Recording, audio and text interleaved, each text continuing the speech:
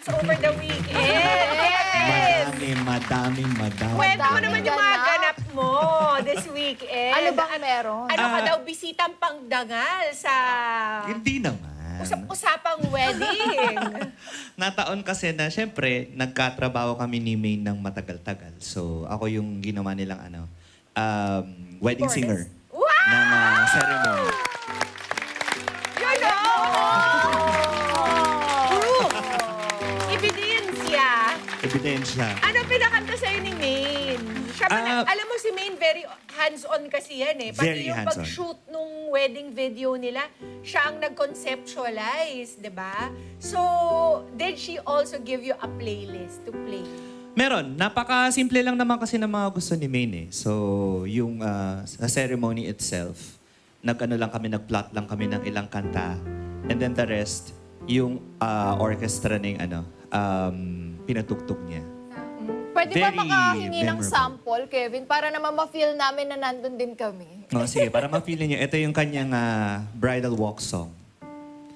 Lift your head. Baby, don't be scared. Saya naman The yun. things that could go wrong. Grabe si Kevin! Kahit wala kami doon, naiiyak kami. Bakit ganon? You can't win at everything, but you can try. Oh, that's a really good wedding song. Yun yung procession.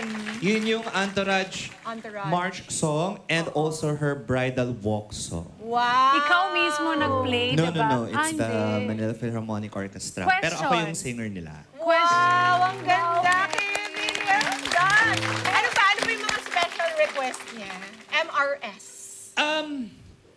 Ang hindi ko kasi makakalimutan doon ay bukod sa songs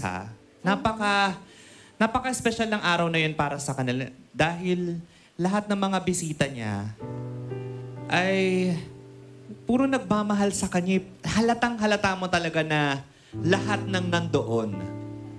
In fact, hindi ko nga nabunot yung telepono ko eh. Napasunod ako dun sa usong-uso kasi ngayon, di ba yung unplugged wedding? Nire-request ng couple That's a good na one. unplugged tayo. Sana, yung official photographer and videographer na lang ang kikilos. Yes. So ito, dahil sobrang heartwarming, sobrang nakakatuwa, tignan lahat ng nangyayari, hindi ko nabunot yung telepono ko para mag-picture. So, sa madaling sabi, napasunod ako dun sa sa request ng mag-asawa na unplugged ang kanilang Tapos parang wedding because of ceremony. that, mas naramdaman mo yung mga moments, Nandun diba? kay present na Special. present ka kesa yung hawak-hawak ba yung telepono mo na kinukuha na mo yung mga nangyayari for the gram. Nandun kay you Alam mo, were able totoo yun, to share it. Kevin. Kaya nga marami tayong mga performers na talagang kapag nagko-concert, nire-request nila to put the phones Yes. down. Yes. Some of them,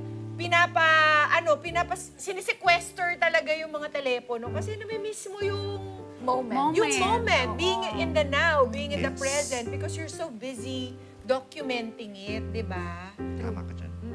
Sa reception, kumanta ka rin. Hindi na. Bigger stars na mga nandoon. Balita ko sina Jed Badella, di ba? Sino Si pa nga ba? Ice. Si Ice, for Yes, sure. nandun din si Ice.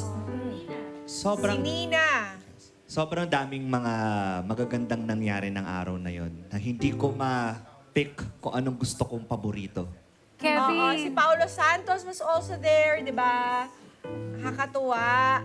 Ganyan talaga si Mine, no? Very hands-on. Yes. And she really has great taste and great style. Kaya, congratulations kay Min at kay Arjo. Best wishes sa bagong chapter ng inyong life as husband and wife. At congrats din sa ating wedding singer na Kaya, si Kevin. congratulations, Kevin. I'm sure pinaiyak mo yung mga tao with your singing.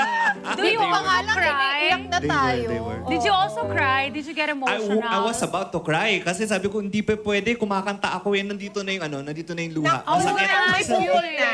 Kasi syempre emotionally invested ka din dun sa dalawa eh. Kilala mo sila eh. So hindi ba iiwasang maging emotional ka? So Technique na lang. Kunwari, hindi ka naiiyak, pero naiiyak ka. Galing ni Kevin. Kahapon nga rin, meron akong inattenda na